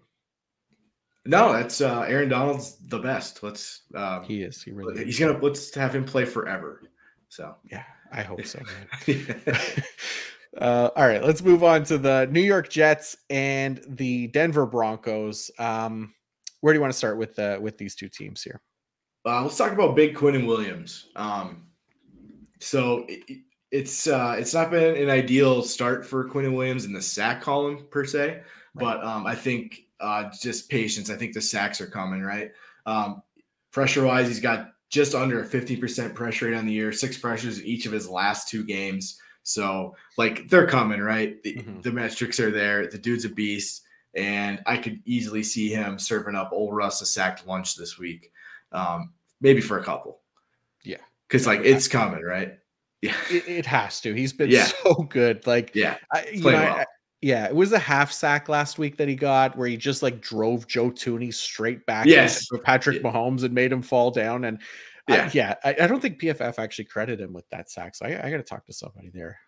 But he's just been an awesome pass rusher, despite the lower sack production so far, like you said. But he's still been, like, productive overall. Right. He's got like a pass breakup, a fumble recovery. I think he's like 16 tackles, some QB hits in there. He's doing a ton of stuff to fill out the stat sheet. I think once those sacks start to come as well, then he's locked and loaded in that edge 1 or DT1 range pretty much every week. Yeah, he's not giving you goose eggs, right? Like, that's the biggest thing. He's not like he's not being productive at all. He's fine. He's hitting the stats. You know, he's Scottie Pippen. He's hitting tackles for loss. He's filling the stat sheet, just not quite in the sack column. So exactly, he'll get it's coming. It's coming. Yeah. Zero concern about Quinnen Williams. Even his brother Quincy Williams too. We don't have him listed in the sheet here, but man, the guy's played up over 90% pretty much every single week. He's been amazing. 39 tackles on the year, something like that. So almost 10 per game. I've moved him up the rankings as well. I can't remember. I got it over here somewhere. He's LB 15 for me this week against Denver. Just that playing time, how efficient he's been super solid. So really like Quincy Williams as well. Like, if you just thinking aloud here, if you waited on linebacker in drafts and drafted Jermaine Pratt, Kaiser White, and Quincy Williams, it's a pretty sick trio. If you hit everything else, like, super good values. Again, like, there's every single year, right? These are the guys like that we should be targeting, like, and they're there. It's not like they necessarily come out of nowhere. And there's those guys that come out of nowhere that we could pick up off the waiver wire, right? And that's fine. We do that with linebacker. You can't do it with edge or defensive tackle, right? So we talk about it all the time. That's why you target those high end edge defensive line positions first, and worry about linebacker later, because there's still so many of them that can be productive. So I'm just never drafting linebacker early. Let's go to the Denver Broncos. All right, I got a question for you, man. Which Denver edge to trust, basically? So they released Randy Gregory today. Wild. And they also designated Baron Browning to return off the PUP list. So Baron Browning will join Jonathan Cooper, Nick Bonito, Frank Clark, Jonathan Harris. Which one of these Denver Broncos edge rushers? You got to pick one. Which one are you going with rest of the season? Just wild. Hey, they gave Gregory all that money and just cut him loose. It's crazy. It's crazy. It's right. This is kind of the big question with Bonito and Cooper, like, getting it done lately. I'm going to lean Jonathan Cooper if I had to pick one off the wire. He typically gets a little more volume. He's got a 75% snap share in the year, and he saw his highest this week at 86%. I just feel like he's a little more rounded right now as far as, his whole game. Nick Bonito he's only in his second year, so he's got time. He had, he's been hot lately. He got 3 sacks. We had 2 or 3 last week. So that, against that exploitable Chicago offensive line. So, I mean, he's certainly a guy. Maybe he starts stringing some games together. If I had to pick one off the wire right now, I'd go with Cooper. I just feel a little bit better about him. But, I mean, they both, obviously, with Gregory gone, I don't know if Frank Clark is coming back or whatever. But, these guys, until then, they should see plenty of volume. So, I would lean Cooper, though. How about you? Yeah, I'm with you. I think it's Cooper as well. If I have to pick one, I'm not like overly excited about it, but he's another one of those guys that maybe it's a volume thing that we're going to get production out of him from. And Nick Bonito, I think, is great. Like, I think he's a really good pass rusher. But he doesn't have, like you said, that kind of well-rounded game to potentially stay on the field for that high volume of snaps. So he might be limited in that regard, kind of hurts his floor a little bit, but he'll have those boom games as well, just a little bit more boom bust, I guess. And I'm not like trying to go out and get Nick Bonito, but those deeper leagues where you might have to choose to find a Denver edge defender, probably Jonathan Cooper right now, and we'll see how Baron Browning factors in as well, because he could be pretty Yep. solid too. He's eligible to return this week? Yeah, Browning? yeah, I think they Okay. activated him. I saw it pretty much like just before we came on. Okay. So we'll see. Yeah, we'll see if he Yeah. plays or not. And then the Denver linebackers. So Josey Jewell, questionable again. Yep. So there's not like a ton here. I mean, Singleton, every down roll if Josey Yep. Jewell is out. We know that. And then potentially Drew Sanders. He only matters if Josey Jewell is out. But if Jewell is out again, then that's 70-ish to 80% snap roll for Drew Sanders. And man, so we talked about Drew Sanders, right, in the rookie linebacker preview episodes. And do you remember what one of our knocks was on Drew Sanders when we did the rookie linebacker episodes? Missed tackles. Yes. Which has been pretty much the same here in the NFL through 2 games. That first game when he had to play for Jewell after Jewell got hurt, he had a 75% missed tackle rate. Yeah, it's brutal. So last week he did get it down to 22.2%, but that is still 2 more missed tackles added to his record. Look, Drew Sanders, definitely like a work in progress. I still don't mind him as a prospect, even if I have to play him this week in that 75% role. Josey Jewell is an unrestricted free agent at the end of the season as well. So could be good for Drew Sanders to maybe get some more reps, put something promising on tape so they could feel like they can trust him next year. Otherwise, I wouldn't be surprised if they also go to look to replace him in the offseason. We'll see how it goes. Yeah, like I do remember we talked. I think Sanders had like a 20-some% missed tackle rate last year in Arkansas too. He was a guy that transitioned from playing it on the edge to off ball. So we're like, that's something he can work through. It's a problem, get in the coaching room, get coached up. But yeah, those some pretty high numbers. Yeah, but I mean, it's something he's going to continue to hopefully work through. I mean, 70% to 20%. That's a pretty good. That's an improvement, right? Improvement. So let's see if he can continue to work that down. I am excited to see Sanders get a little more run, not at Josey Jewell's expense, because I do like Josey Jewell. I don't like seeing anybody get hurt, but I like Sanders. He's got a lot of, he's big, he's long, he's fast, he's athletic. He's got some pass rush ability.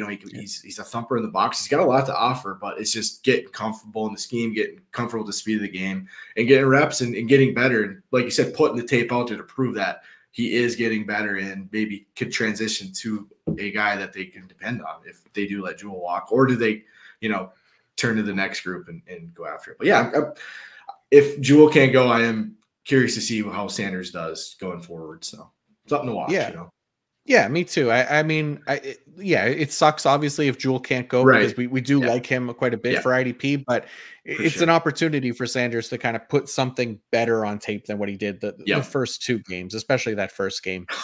So yeah, we'll see if he can come away with anything there. But anything else for the Broncos for you that you want to touch on?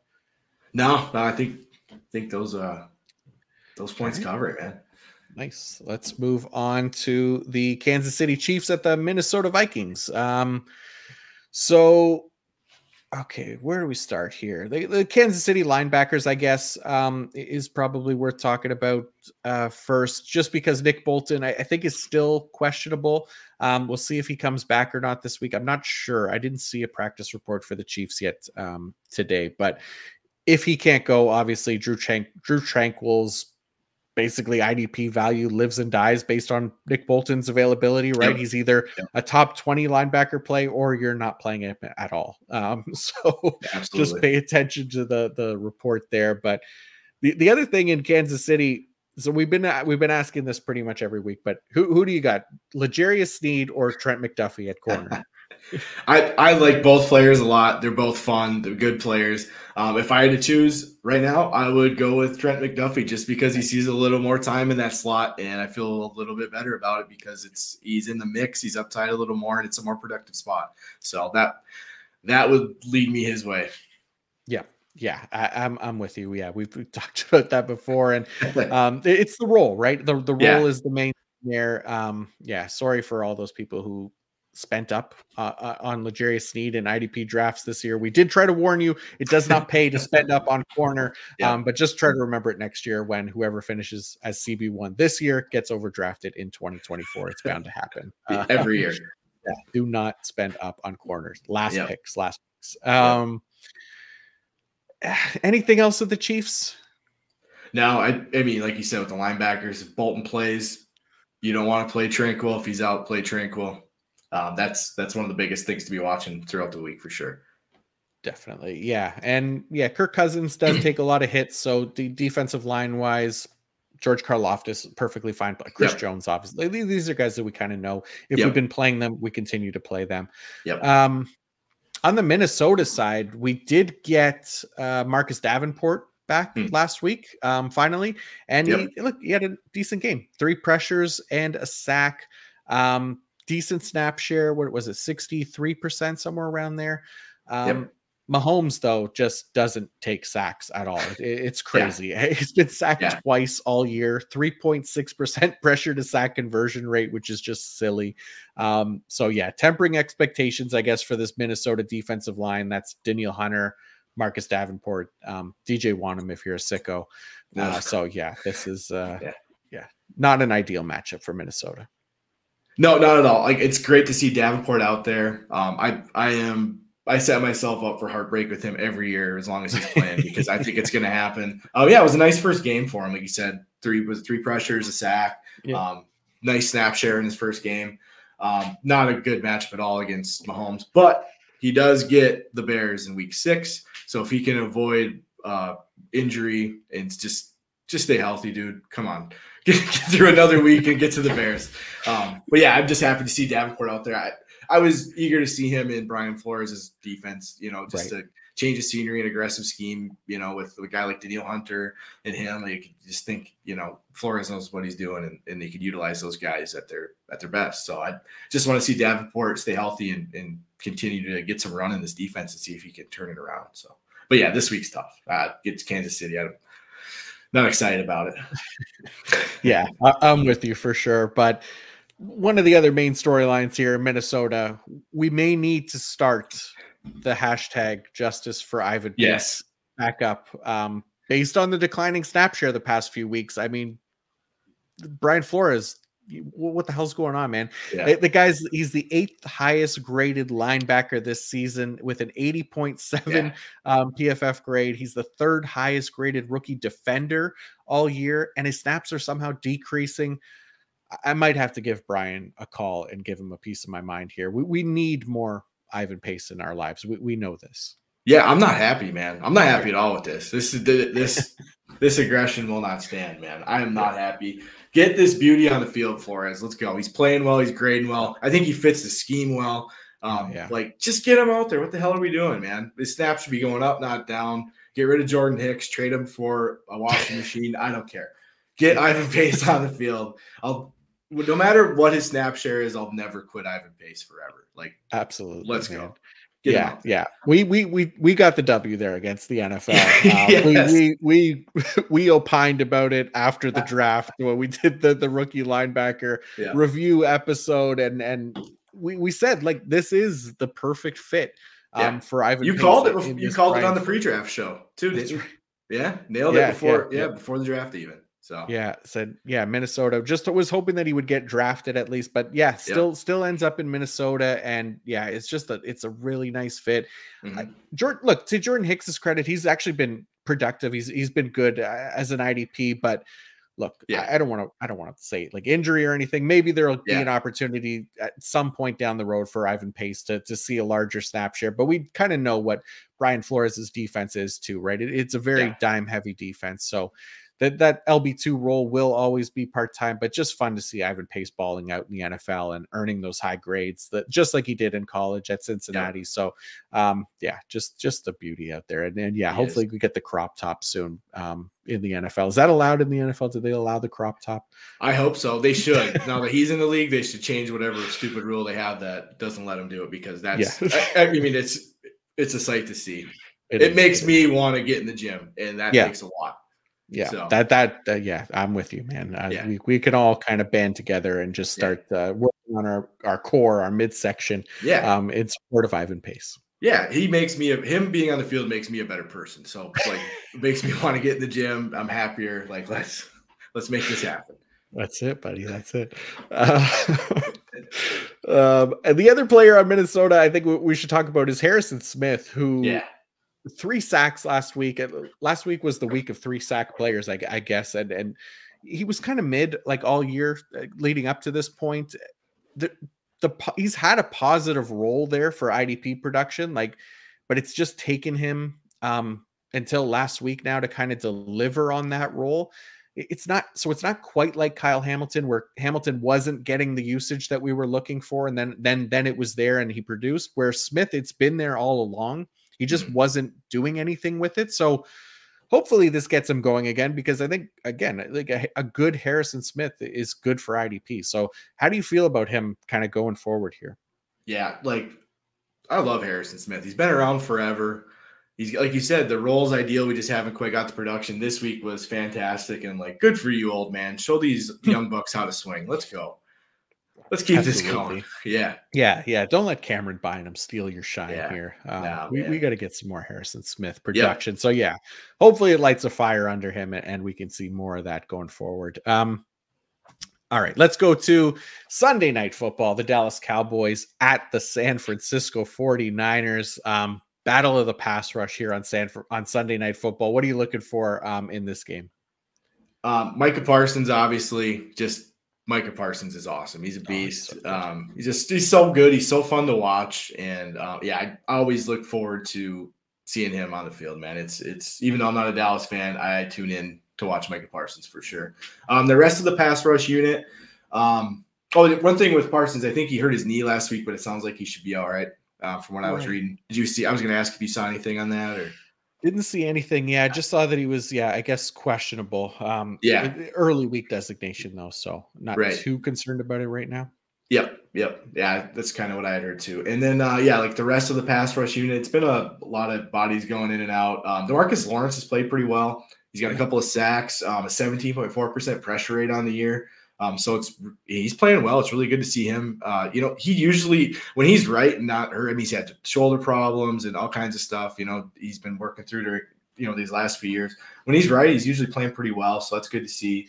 So between like D-Law, Sam Williams, Dorrance Armstrong had 2 sacks in week 1 against the Giants. Go figure, right? Because they gave him up like crazy. So Dorrance Armstrong, Dante Fowler, Williams and Fowler each got their first sack of the year against New England in week 4. But, the snap shares are just tough to trust because they just don't see enough volume. And after Micah Parsons, DeMarcus Lawrence is playing well if you got to roll him out for sure. But, those other guys, don't get caught up on the box score if they get a sack too. If they're not, make sure you're checking the volume there because those guys all kind of come in and out. So. Yeah, it's a great pass rush at both sides, really, right? Like, I just hope that this is one of those games where the quarterbacks are just getting bounced around in the backfield. Micah Parsons, DeMarcus Lawrence, like you said, and then on the other side, Nick Bosa, Javon Hargrave, anyone that wants to get in on the sack orgy back there. Let's get it. More the merrier. Man, it should be a fun game, at least better than some of the other primetime games we've had early this year. But I'm looking forward to that one, and definitely for a lot of those pass rushers. But like you said, it's a great call out.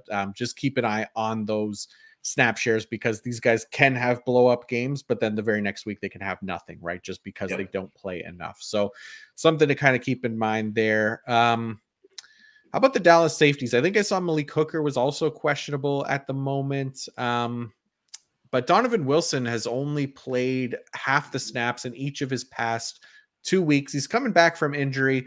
He is getting a lot more snaps in the box, which is nice, but I would like to see that overall snap share kind of increase at some point. And then, he should still maintain that box rate, because he's another one of those safeties that can be really solid for IDP. Yeah, I'm with you, man. I like Donovan Wilson's role when he's getting a full snap share. Since he's come back, he's just been hanging around that 50% range. So it's not quite the ideal volume yet, but if he does get up to a full-time role again, his usage is usually pretty conducive to IDP production. So just something to watch. Malik Hooker plays deep.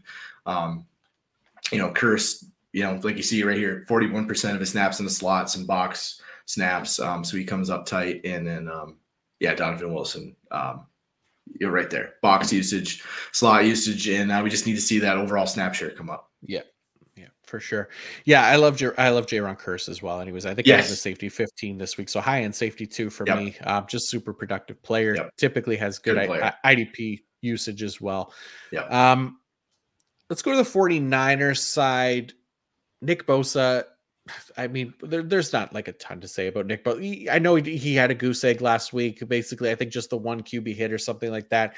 But really, it doesn't matter. This guy should never leave your lineup. Do not panic about Nick Bosa. He's edge 3 for me this week. Reigning defensive player of the year, elite pass rusher. This happens to every edge where they have these games where they do basically nothing in the box score. If you go out chasing like production from some scrub off the waiver wire because he had a sack and a fumble return touchdown or something like that, like a Nick Bonito or something like that, and you drop Bosa or don't start Bosa because of it, you're putting yourself in a bad spot there. You do not want to chase production for the defensive line position. Just stick with your studs here, follow the pass rush metrics and the playing time, and that will get you right every single time. Yeah, dude, you absolutely nailed it. You don't want Nick Bosa blowing up on your bench. You know it's coming. Hold tight. The sacks will be there. It's not the typical Nick Bosa start. He usually comes off firing in the sack column, but he's got 10 quarterback hits. He's 8th in the league in pressures. Like he's getting it. He's doing Nick Bosa stuff, and the sacks will get there. Don't put him on your bench. Don't start, some random guy at the waiver wire that got a sack against the Giants or whatever. It's like don't get cute. Don't get cute. There you go. Yeah. You definitely want to start Nick Bosa. Anything else from this game? No, man. I think that pretty much covers it. All right, let's go to Monday Night Football. Your Green Bay Packers at the Las Vegas Raiders. So let's start with this one because since the end of week 2, I've been kind of saying that it seems like the Packers are holding off on like fully unleashing Rashawn Gary until after their bye week, which happens to be week 6. So very soon. Does that sound right to you as a Packers fan and someone more tuned into the team than I am? No, I think you absolutely nailed it. They're generally conservative when it comes to injuries, especially when it comes to a guy of Rashawn Gary's caliber, right? They're not going to rush him back. Right. So he's been playing right around 20 snaps, 20, 21, 22, whatever. And I don't expect that to change this week against the Raiders going into this week 6 bye. I think you absolutely nailed it when you said they didn't plan on doing that until after the bye. They're using him sparingly, and he is creating crazy amounts of pressure when he's out there. It's nuts. Unbelievable. Yeah. I hope he gets through another game healthy and he keeps looking good. And after the bye week, this defense needs him out there as much as he can handle. So I would think if they're comfortable with what they see coming out of the bye with his knee and everything, we should start to see those snaps come up. It's been since he's gotten there and his role has grown. Like he is a complete difference maker, crushing off the edge. The defense doesn't look the same when he's not out there. It really doesn't. So, yeah, he's the perfect example of a player that you're patient with, right? What coming out of college and that has those tools and the athletic ability that didn't necessarily do much in his first 2 years in the league, but then just blew up in year 3 and year 4 even. And then, I mean, this year, look, I know it's limited snaps, but like leads the league in win rate and pressure rate. He just looks like an absolute unit out there. So if they can get his snap share up to somewhere, back to what it was last year before the injury, 65 to 70%, whatever it ends up being, this is like a locked in top 10 edge with this level of pass rush metrics. Rashawn Gary has just been an absolute force this year, coming off a torn ACL as well, which is just unbelievable. So I'm with you. I really hope we get to see more Rashawn Gary after the bye week. I think that 65, 70% snap share number is fair too. I think that's super achievable, and that's what they're probably shooting for when he's right. I actually was at the New Orleans 3-sack game in week 3. and he was a problem, man. That place was going nuts. Well, I mean, the comeback in the fourth quarter was wild. And the missed field goal, right? Like, oh my God. Yeah. Oh, nice. Yeah. What a game to go to. It was unbelievable. That place was nuts, man. Nice. Yeah. That's so I got to see him have his best game in person this year. That was pretty cool. That's sick. Yeah, that's awesome, man. Yeah. Anything else for your Packers here? I'll let you kind of cover whatever you want here for Green Bay. You know this team. Anybody that stands out worth talking about for you? I just think Devondre Campbell missed last week. I'd seen he had come out and said he had a high ankle sprain on like the first play against New Orleans. Oh. He was like, I knew he went out early because I just remember, all of a sudden I seen 58 out there. I'm like, oh, Isaiah McDuffie's out there. And we had run a little bit more 3 linebackers against Atlanta because they were shredding us, which is another problem with Green Bay's defense. Not to go down that. We just can't stop the run. But anyway, yeah, I seen McDuffie come in, and then Campbell never came back. But yeah, he said he had like a high ankle sprain right away against New Orleans. Didn't play last week. He didn't practice today. I would say he's probably not going to go this week if I had to guess. Green Bay's conservative. I mean, who knows? The hell do I know? But they're generally conservative with those guys, and they got a bye week. So I would think it's probably another week of McDuffie. Seeing most of it, which isn't quite a full-time role, but he is decently productive if he had to. But it's Quay season. He's just putting up crazy numbers. But yeah, other than that, other than being a wishful Packer fan, wishing we could stop the run a little bit and seeing some more Rashawn Gary, it'd be great. Yeah. I hear you, man. It makes it tricky, right? Because it's a Monday night game. So if you're holding on hope for Devondre Campbell, hopefully you also have Isaiah McDuffie loaded in the chamber there, ready to go if Campbell's ruled out as a last minute decision. But hopefully we get a little bit more clarity prior to Monday night. But something to keep an eye on there, like you said. So let's go to the Monday night game. Yeah, it's always a pain in the ass to try to sweat that out if it's a game time decision. But let's go to the Raiders side here. And another player that I can't sing his praises enough. The man is just unbelievable. Max Crosby, 100% of snaps last week. 2 sacks as well, 4 on the year. He's got like 20 something tackles on the year. Another guy that just should never leave your lineups. I mean, he might play snaps during the team's bye week as well. So even then, I'm hesitant to take him out. The guy's just unbelievable. Is an absolute force. So I am in love with Max Crosby. We got the jersey here behind me. Shout out Jake Colhagen for that. But yeah, he's just been unbelievable. So I know Bakhtiari's on IR. That's a bummer, dude. He's so good when he's out there healthy, but obviously something going on with that knee. But that does help Rashawn Gary with that offensive line being a little bit banged up as well. Or it helps Max Crosby, not Rashawn Gary. Yeah, our for sure. Our offensive line got just torched against Detroit last week. It wasn't good. Elton Jenkins did practice today, which is huge because after Bakhtiari, he's our next best offensive lineman by far. Yeah. Good player. He had a sprained MCL, I believe. He practiced today. But if Max Crosby could go crazy against our offensive line if they played. They looked like a JV squad last week, and just full steam ahead. I mean, Crosby, the snap share is beautiful. He's a beautiful looking man. It's beautiful production, and it's probably gonna be another good week for him against my favorite team. But whatever, I'm gonna start him and enjoy the sacks while he's killing us. And then it's like bittersweet. Whatever. Take the over on his sacks on DraftKings and whatever. Just have something that we got to feel alive somehow. Exactly. Yeah, exactly. Oh man. And then the last thing here for the Raiders defense is that our friend the Fighting Chicken El Diablo is seeing a snap decrease over the past 2 to 3 weeks, I think it is. So Divine Diablo just played 71% of snaps in week 4, which resulted in 3 total tackles. Robert Spillane, clearly the guy there that they trust in playing an every down role.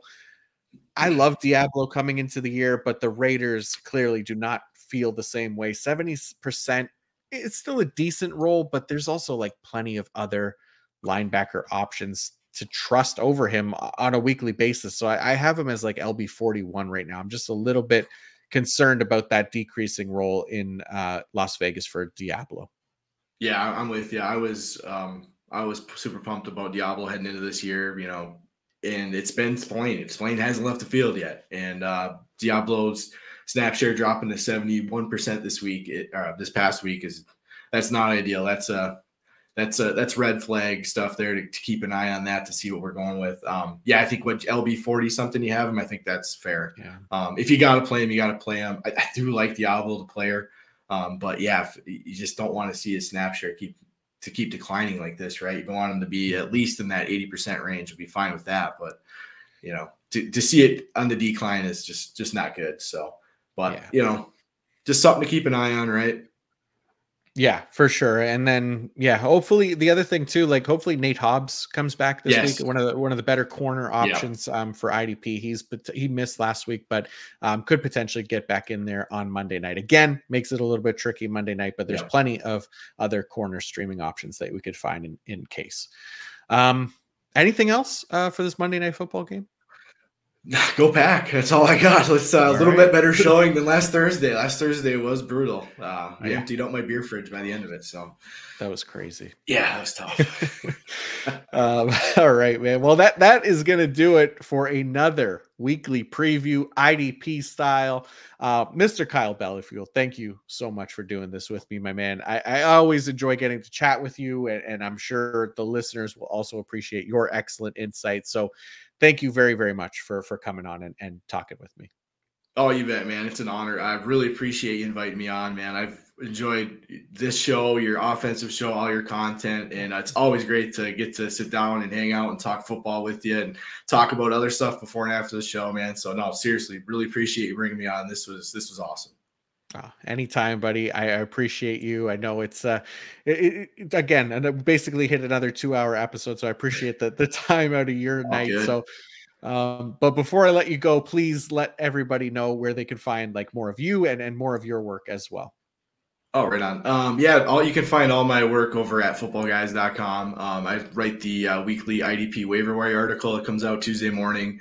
Updating my IDP dynasty ranks as often as I can here, especially as we're getting a bigger sample size through week 4. You know, we're starting to get some ideas on some guys going up, going down. And on Twitter, you can find me at KBell54. Don't post a ton here recently, but I'm around. If you ever have any questions, happy to help if I can, for sure. Yeah. And giving out golf lessons as well, right? I could try, but Yeah. Hey, for anybody that doesn't know, Kyle hit 2 hole-in-one within like a week, was it? A week. Yeah, a week exactly. Yeah. It was insane. I never had one before. I got one, went crazy, and then the next week, it was right about at dark. There was like 5 or 6 of us playing a few extra holes. Went up there, couldn't find my ball. My buddy's like, it's in the hole. I couldn't believe it. Just, oh my God. Just unbelievable. Yeah, my bar bill for a couple weeks was pretty rough. But hey, what the hell? It was fun. Hey, worth it, right? Exactly, worth every penny. Oh man, that's awesome. But yeah, so definitely go check out Kyle and his work. As for me, everything I write can be found on pff.com, including the IDP fantasy report. So if you were watching along on YouTube and saw those images with the snap shares, those are all from that article, which you could read for free right now if you wanted to dive into all of that yourself. I'll also have my IDP rankings up on the site by Thursday morning. I'll have the wide receiver performance against man and zone coverage report up as well. O-line, D-line matchups to target avoid. Lots of fun stuff to get you ready for week 5. Again, thank you all so much for listening. Thank you to the absolute beauty that is Kyle Bellafield. If you're watching on YouTube, please don't forget to like and subscribe. It helps me a ton so that I can continue to help you and put out more IDP content like this. So thank you all, and until next time.